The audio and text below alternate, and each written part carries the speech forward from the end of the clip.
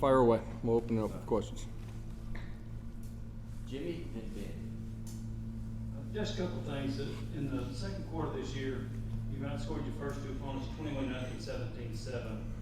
What do you see as the reason for that? We've executed during the course of those quarters. It is something that, as a program, we talked about in our off-season, dating all the way back to January, just placing a point of emphasis on that.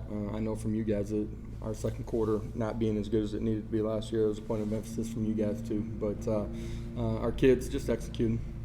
And also, Alex Golden said he wants Tennessee's offense to be the best in the country. Would that be defined by points scored, total offense, or is there other criteria? Defined by wins. Josh, how would you assess the running game through 2 games? I thought week one, really solid. Last week, at times efficient, really good front and structurally what they did. At times last week, there were some ways that we could have finished some blocks. That includes tight ends, includes skill guys on the outside too that have an opportunity to create bigger plays than they were. We got to continue to get better in that area. Vince and Austin. I know it's only a 1 game sample for Joe Milton, but with practice and everything else, have you seen an improvement with him in running the football, some of those decisions and what he does with the football when he does? Talking about Joe Milton? Joe I'm Milton. sorry, I missed the front end of it. When he got an opportunity to play week one, I thought he did some really good things in the run game.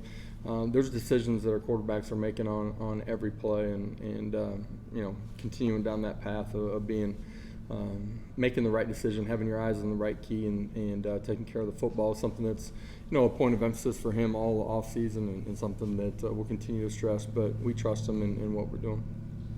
Now, we talked about earlier in the week, some of the guys that played week 1 didn't play last week. I know this is another opportunity for some of those young guys. How do they earn it this week to be able to get on the field in games like next week? And then 2, players like Brandon Turnage, Christian Charles, what would you like to see out of them this week?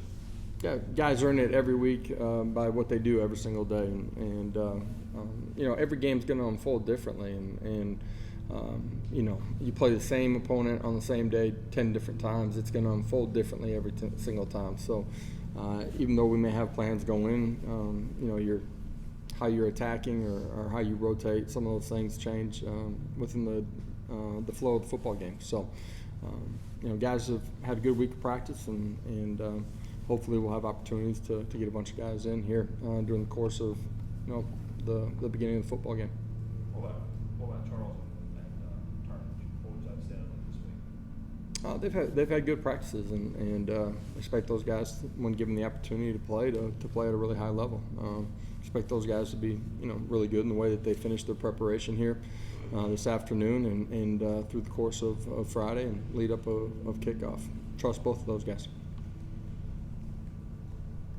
Ben and then Kellyanne. On Monday, you made the comment that you didn't really like the preparation last week, and you thought that led to some inefficiencies. Have you felt better in that regard this week? Yeah, just on the offensive side of the ball, I didn't think our Friday was as clean as most of our Fridays are, and there's some things early in the football game that showed up that way. So it's been a good week up until this point, and want to finish it the right way.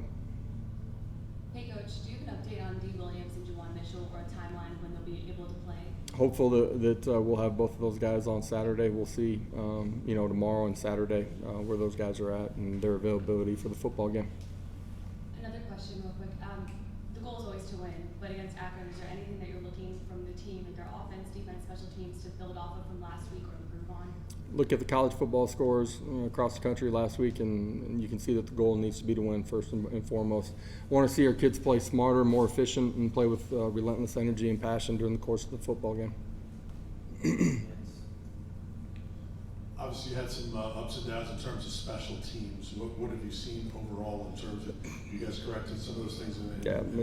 Coaches and players together, starting with me, and put our kids in a position to be successful. They got to go out and execute during the course of the football game too. We've continued to grow here and what we've done Monday, Tuesday, Wednesday, and through today too, and finish our on-field prep tomorrow.